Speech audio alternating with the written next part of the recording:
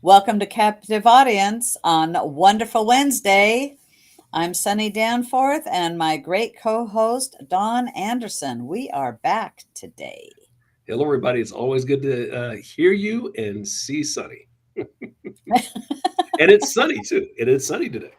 Oh, it is. Love I'll tell this. you what, the weather is absolutely beautiful. Springtime, Mhm. springtime, it's so beautiful.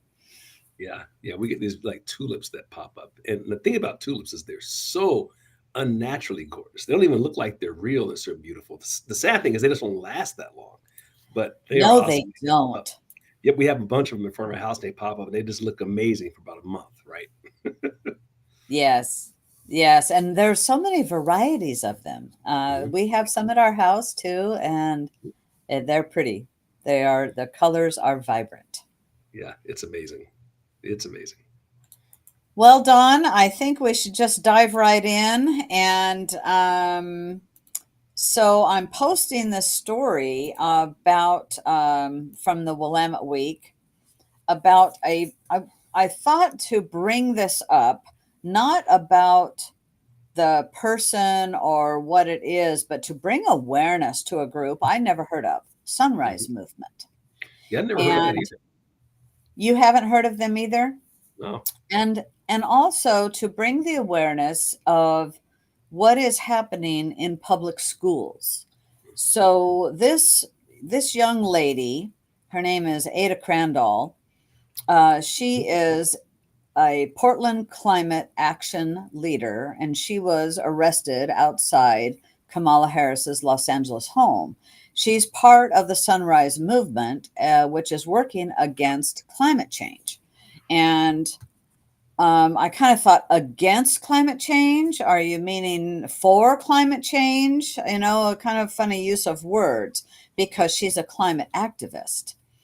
Mhm. And so she and five of her colleagues in the Sunrise Movement were arrested today. This was actually on Monday after they blockaded the street in front of Kamala Harris's Los Angeles home.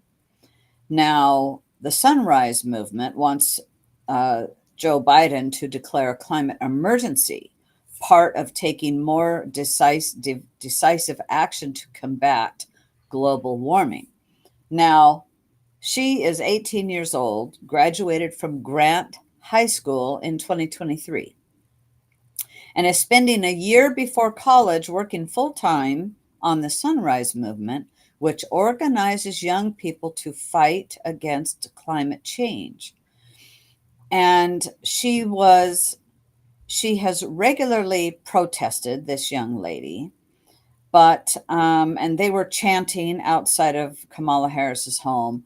But what she says is that my generation is spending our teenage years organizing for climate action because people like Kamala Harris has failed us. We're ready to do whatever it takes to win a climate emergency declaration.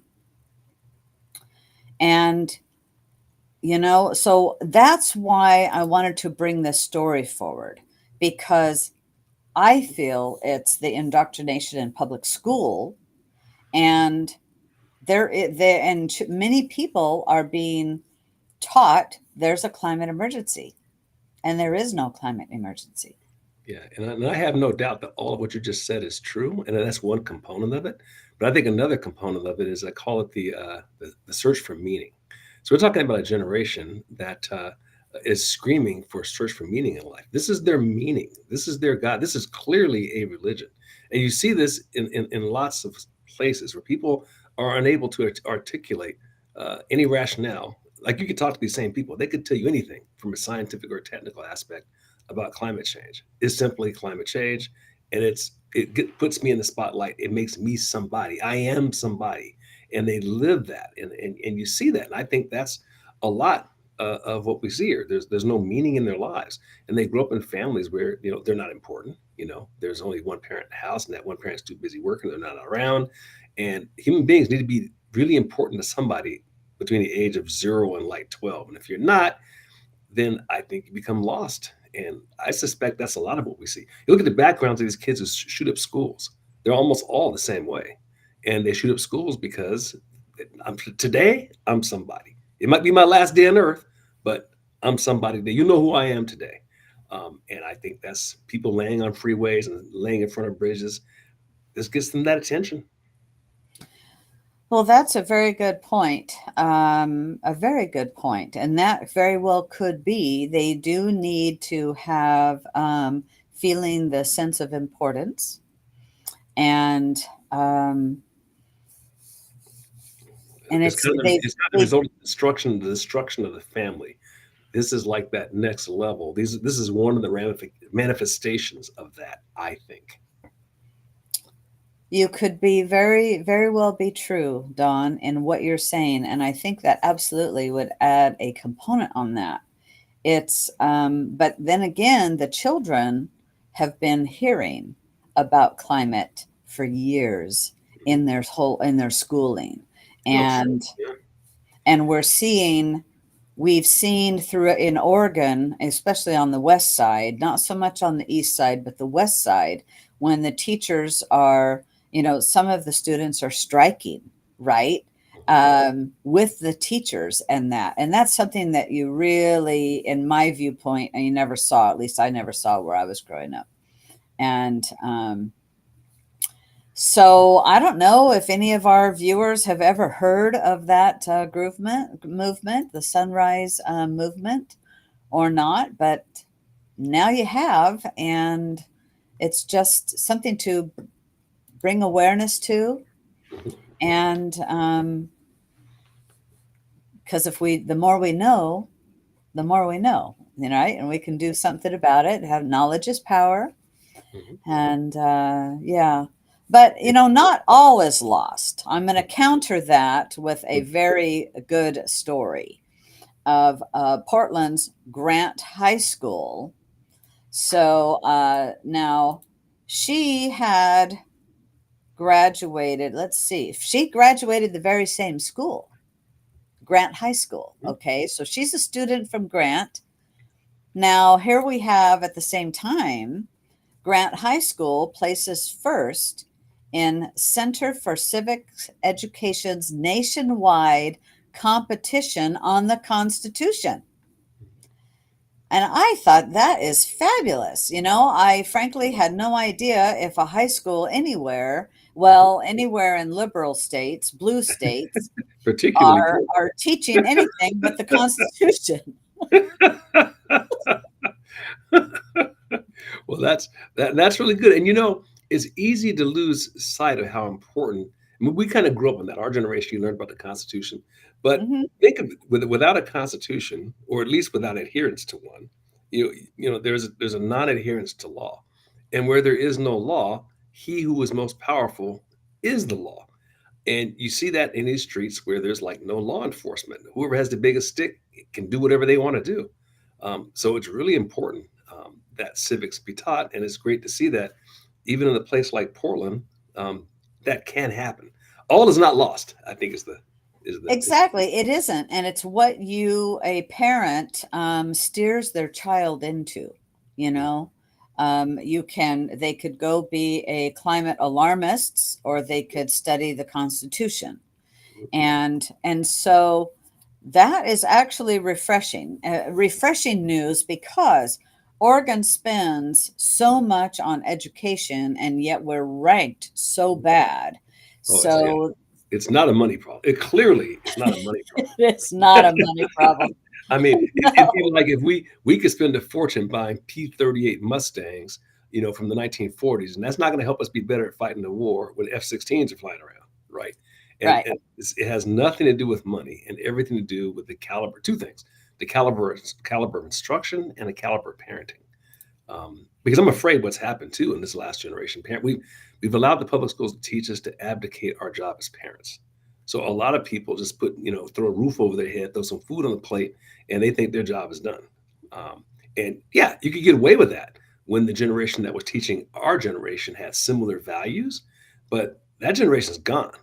And the people teaching your kids now, that's the Berkeley class of '68. It ain't what we got. It ain't what we got, and we're seeing the results of that. True. We have to go back to raising our kids. Absolutely.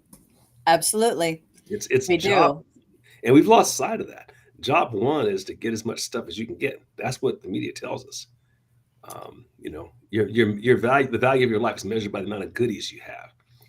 Right. If my friends Right. could see me now, the classic narcissistic commercial of all time, right? That gets about every vice you could get. If my friends could see me now, that's not what's most important. No. No. So in this competition, more than 1,000 students participated, Mhm. and from all across the United States. And so the three schools, so first place was, of course, students from Grant High School in Portland. And second place was from Douglas S. Freeman High School from Henrico, Virginia. Mhm. And also placed second was Foothill High School from Pleasanton, California. Yeah. And that's who placed third. I'm sorry. Mhm. And Well, this whole thing was held in Washington D.C. at the National Conference Center, and they do this annually. And so it's not all is lost. no, not at all. And in fact, if you look closely at the news, we are winning on the ground. We really are. We Um, are. and we just have to keep at it. You think about where we were versus where we were 3 years ago. There's Mhm. light years distance. 3 years ago, it truly did look ugly. It really did. It did. It did. So, did you have something you wanted to? Yeah, I thought this was another interesting one. I mean, it's indirectly political, but it's more moral. And that's, it's a little bit of an old story, but I think it's really interesting. And that's this whistleblower at Boeing. So, and I just picked up on this. So, one of the guys who was leading whistleblower and all the problems with the Dreamliner, he was found dead in a hotel apartment or hotel outside North Carolina. And they initially ruled it a suicide, which most of us are really skeptical about that. It's kind of a suicide in the same way that Jeffrey Epstein was a suicide. Right. But there's been a lot of pressure put on these whistleblowers. They've been physically threatened. Um, you know, uh, but the bigger issue here, I think, is we're talking about an organization that once upon a time prided itself on safety. We're talking Boeing. I mean, they were always the safest and the best. And now you look at all the things that are happening. Every time you turn around, there's a new issue with a Boeing aircraft. And then you have engineers stepping forward. Engineers have been around 30 or 40 years saying that the way they're doing things is they're cutting corners. And you cut corners enough on something that technical, eventually things are going to happen like catastrophically sideways. Um, and and I think it speaks to what's happened to the morality and the leadership. And you see that across all companies, across our political spectrum, not necessarily the run-of-the-mill worker bees, but our leadership class has just gone off the cliff from a morality standpoint. You start chasing the dollar over people's lives on something like a jetliner, you know, what can you say? Well, you're right. And Boeing was the gold standard, and Mhm, of aircraft and safety. I believe anyway. That's my perception. mhm. And today, it's appearing from things that I've read, and what the whistleblowers are bringing out is that the company, it's not the same company as it used to be, that's had been sold, but their name is still Boeing. It's a name that people trust. And to have what's been going on, is it's sounding like, as you said, they're giving up the morals, but the quality control over the safety of people's lives for the almighty dollar. Yeah, it's one of And those things you see, the companies will change cultures. Maybe they get sold, they're no longer the family business or family. Look at what happened to Disney when Roy Disney was no longer there. Look at oh what's yeah, happened there. Look at what oh yeah. happened to Anheuser-Busch, got purchased by an overseas conglomerate. Look at, how they're behaving. You see this sort of thing over and over again. Um, and you just wonder if there's a correlation. Well, yeah, yeah. So it is the Biden syndrome of aircraft, Lori says. Yeah, right. Yeah. Yeah, at the end of the day, you keep going back to everything we're seeing around us that's wrong with us is because we violate the moral code, or we have people in leadership positions who do that. Absolutely. Absolutely. Um, this does is not a segue by any means into that, but it goes with kind of what's going on around. And this story that I got out of Oregon Catalyst or Oregon Watchdog, but they didn't write it. And this is coming from Natural Resource Report, something I was not aware of. And so I thought it's good to bring the awareness. A judge sides with the right to milk. Now, I had no idea that the right to milk in the state of Oregon was under attack. But Well, apparently, the Oregon Department of Agriculture made some new rules that they intended to start on April 1st. And this would be that small farms, like homestead farms, would need a state permit to milk a trio of cows or a handful of goats, but it has been prevented by a U.S. District Court judge for now. And so, four small dairy farmers filed a lawsuit against the Oregon Department of Agriculture after it changed the definition of confined animal feeding operations, or CAFOs, to apply to anyone milking more than two cows or nine goats or sheep because they must bring them inside to milk them. And actually, the Oregon dairy industry complained that small farmers who didn't need to comply with the CAFO rules had an unfair financial advantage over larger dairies. Now, I can't imagine people that are wanting to be self sufficient. And that's where I think this is the attack mhm. on a small family farm, that they're just trying to, doesn't even mean they're selling anything. Although, if you have more than one cow, I can't imagine a family unless you've got, you know, nine kids and And it's a classic example, which you hear people talk about the overreach of the administrative state. So these are unelected officials imposing yes. rules on people. That should not be. I mean, to do something like that, it should have to go to a legislature at a minimum and require some kind of a vote so people can look at that and see what the ramifications of our doing that. I mean, clearly this is benefiting someone at the expense of someone else, which is why they're doing it. But this is another reason why it's so important that we get government small. Certain departments need to be completely eliminated.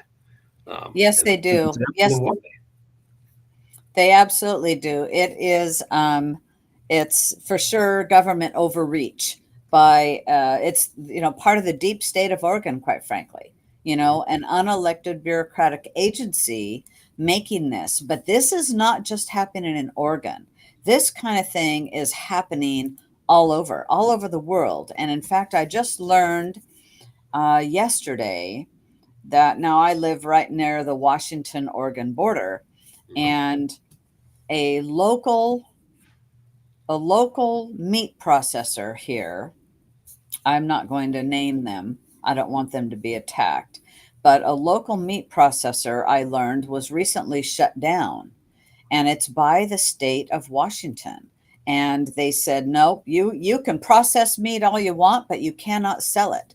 Well, they were growing it and selling it. They've been in business here for a few decades, mhm, and it's a family farm, self-sustained. They have agriculture inspection. They've got a beautiful facility. And I know, and so, but Washington has changed some laws about processing meats.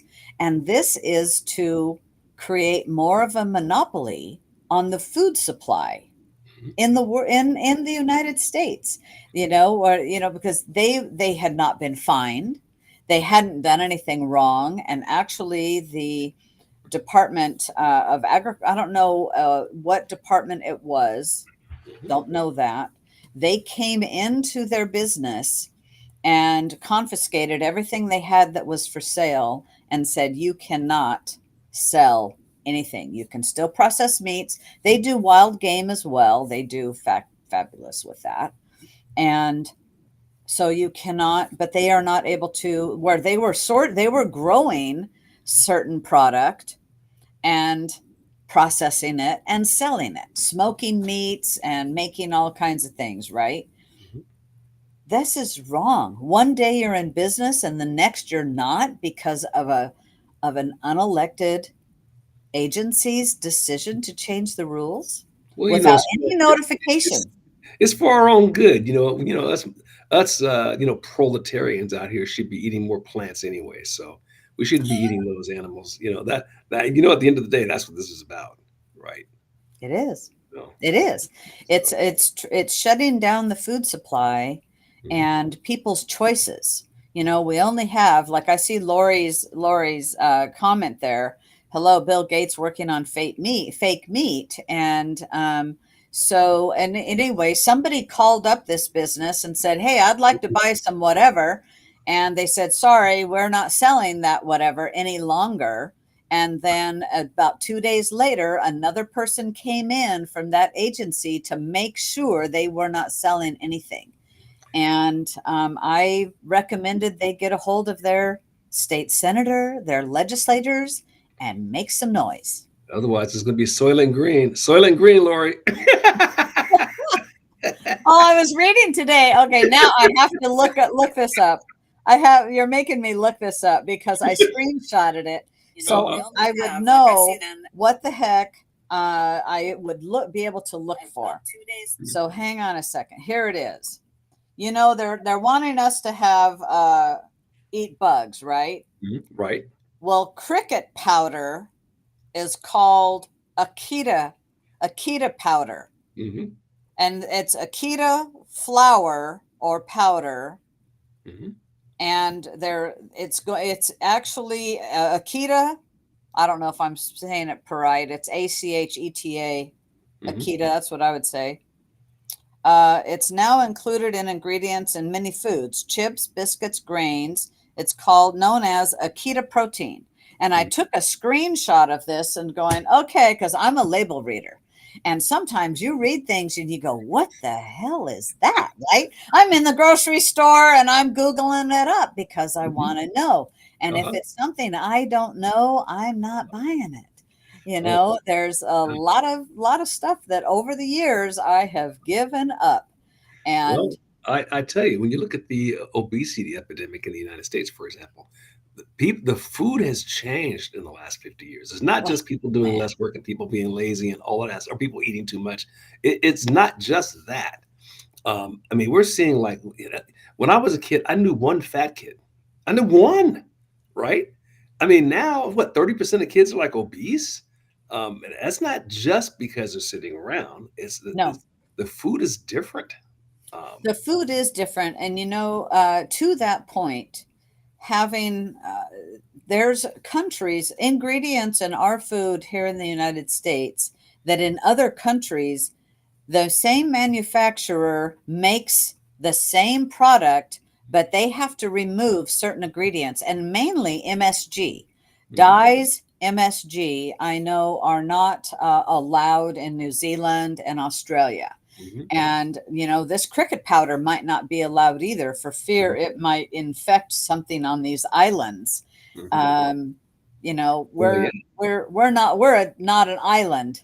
We no, are, but we're gigantic. There's North America, yeah.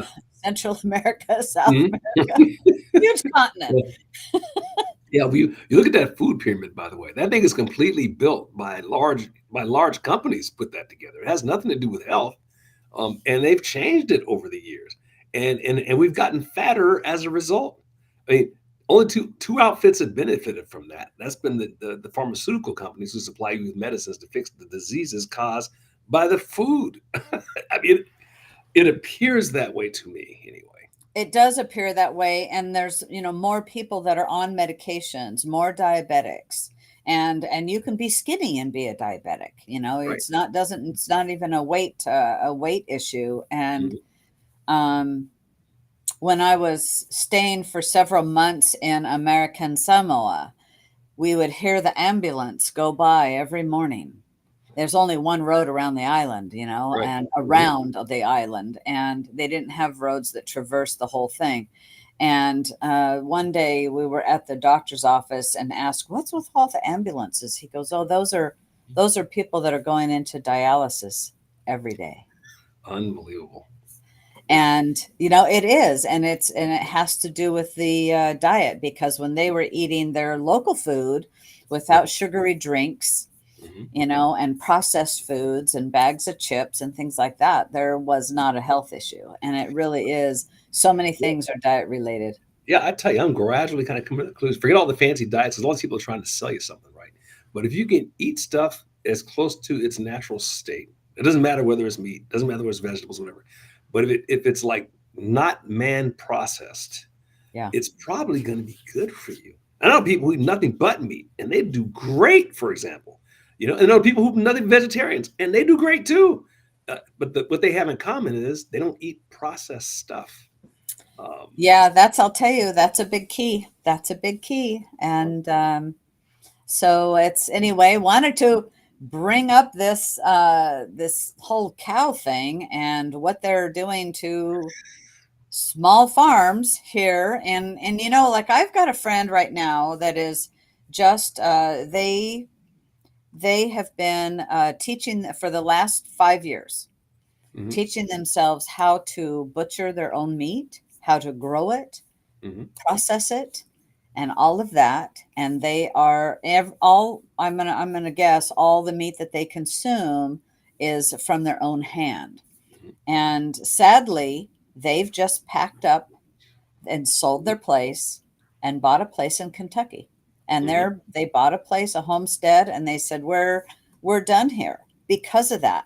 And it's because of this type of regulation mhm. will continue to cause people to go, no, I'm going to go live in a free state, Yeah, because we still have free states mhm, in the United States. yeah, and I think the issue is, look, they come to the conclusion, this is the thinking left. The United States can't be overtaken in the usual way that communists do it.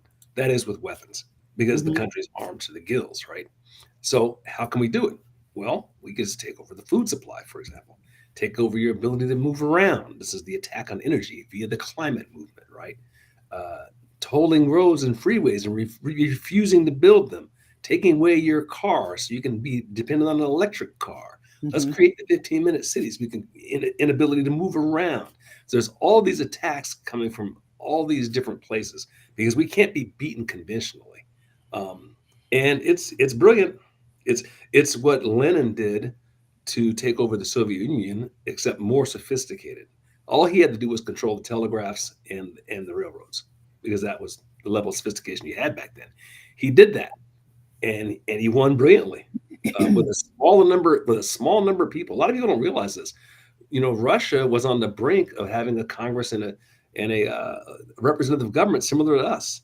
And Lenin came along and destroyed all of that with just a small number of people with a very strategic plan. And that's what they're looking to implement here. Well, that is what's happening. That's what we're seeing in our country, which is why we need to speak up about it and bringing awareness to what's going on. And um, because there's a if no, if you don't, if you aren't aware, other countries are having large protests Mm. over this very thing. Oh, This look what is they do with the Netherlands. They're trying to steal their farms. That's like the second most productive agricultural country in the world. Who would have thought, by the way? I had no idea till all of this happened that they were number two behind the United States. They're only a fraction of the size of the United States. They're going to be the most productive farmers in the world, and they're trying to steal their farms. Yes, exactly. And they're doing the same thing even to the north of us in Canada.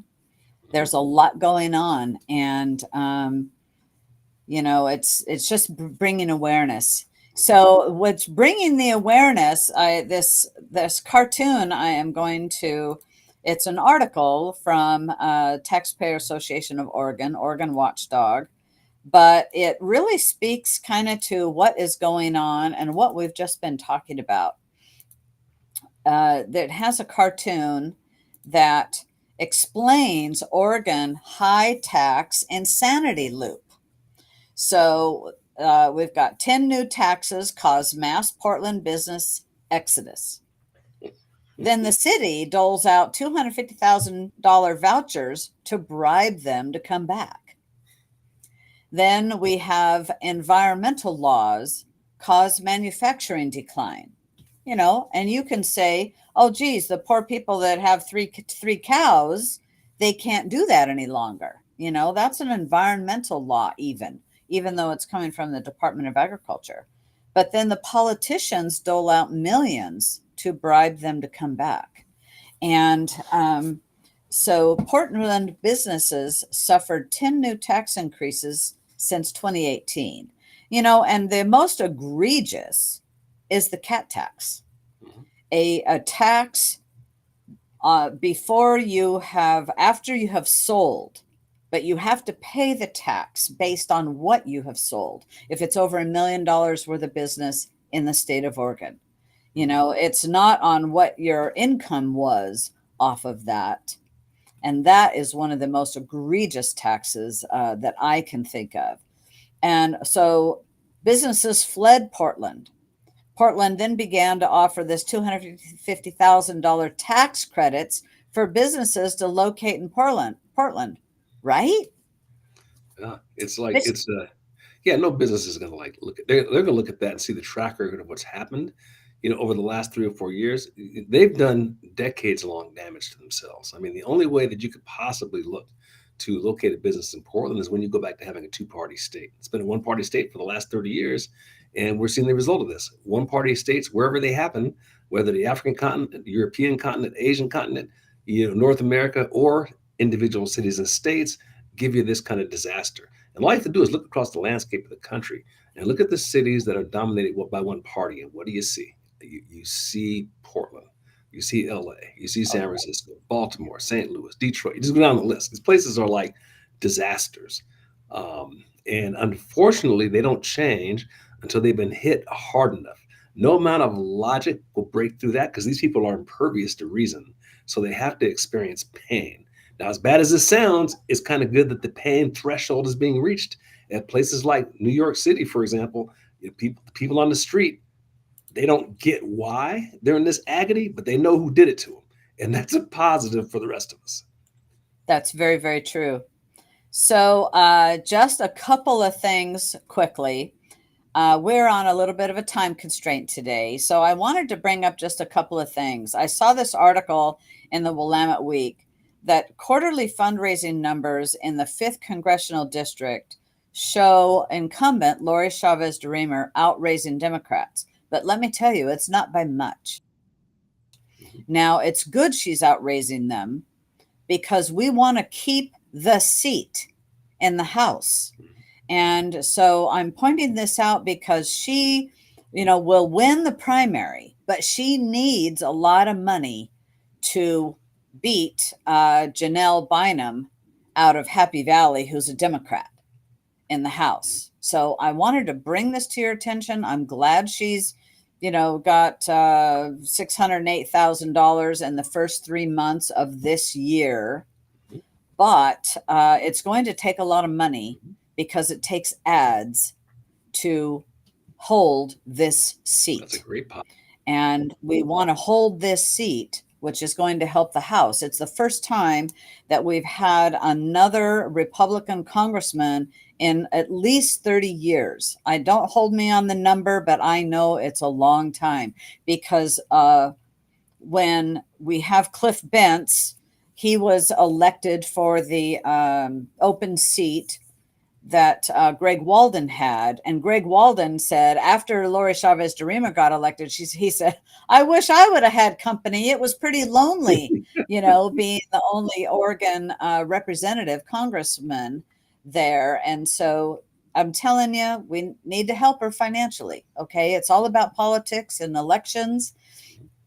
Another one real quickly is Walt Wyden has announced 4 town halls in Southern Oregon, and they are from April 23rd and 24th in Curry, Coos, Douglas, and Josephine counties.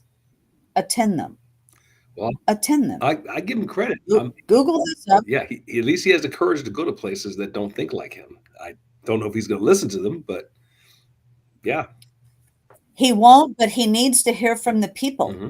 And so he's going to be in Josephine County on Tuesday, April 23rd at Hidden Valley High School. So just Google it up.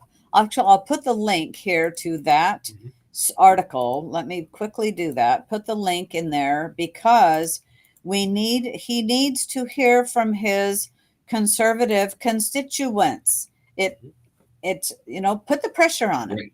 Why not? Yeah. Oh, Got to make you noise. know, You know, got to make. we do. We have to make noise and not just go, well, the Democrats will be there. You know what? When he came over here, I was there. Yeah, and we have to think Um, the long game. I mean, even if you lose in the short term, yes. but you lose by less.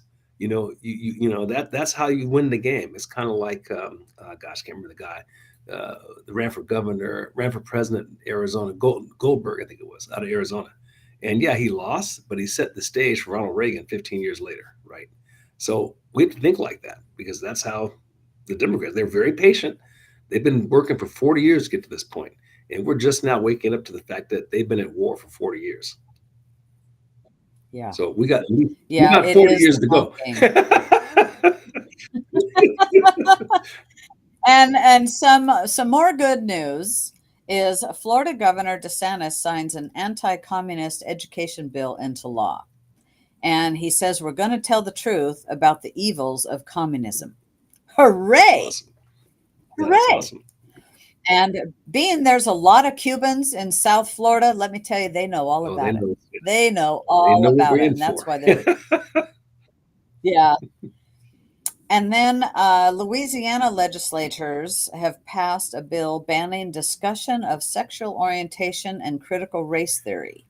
And so the House Bill 121 quotes from the First Amendment, which prohibits the government from forcing citizens to speak its own preferred message. That is, yeah. And related to that, Tennessee passed one, make it a bill criminalizing adults who help minors get transgender procedures, and Idaho is about to pass the same thing. So good things are happening. They are happening, and it is about states' rights, and the states are asserting their rights. And this is a good thing, but this is why it is so important. Elections matter. We can never be dismayed or be disenfranchised to not vote. We just don't ever mail your ballot, put it in a Yeah. drop box. But we have to No, vote. absolutely. We have to. And fight local. I mean, so much of the attention gets focused on the national issue of the presidency, Yeah. but really, of maybe even more import is what happens, with your own governors, your own, state senators, state house, city council, City yeah, councils. school boards. I mean, all of that stuff's where the rubber immediately hits the road. And I'm, Yeah, absolutely. yeah, So it's good to, hey, go see Wyden and make some yeah. noise. It's don't be And bashful. the needle has moved, even in places like Portland. I mean, look, you look at that enough, and you got to look at an alternative. And people are, yeah, it's not as fast as we would want it to be, but it is Mhm. happening, and that's good. Yes, it is. So everybody, thank you for being with us, and have a good night. Don't forget to share the message and tell your friends about Captive Audience. And I have to give some kudos to Ed Dahl and to Kevin they did a fabulous program on ranked choice voting. If you haven't seen it, look it up. And share that everywhere, because we have to wake up the voters, because it will be on the ballot in November. So share that message. I'm so glad they did that. That's great. Yeah, it was a horrible idea. Yeah.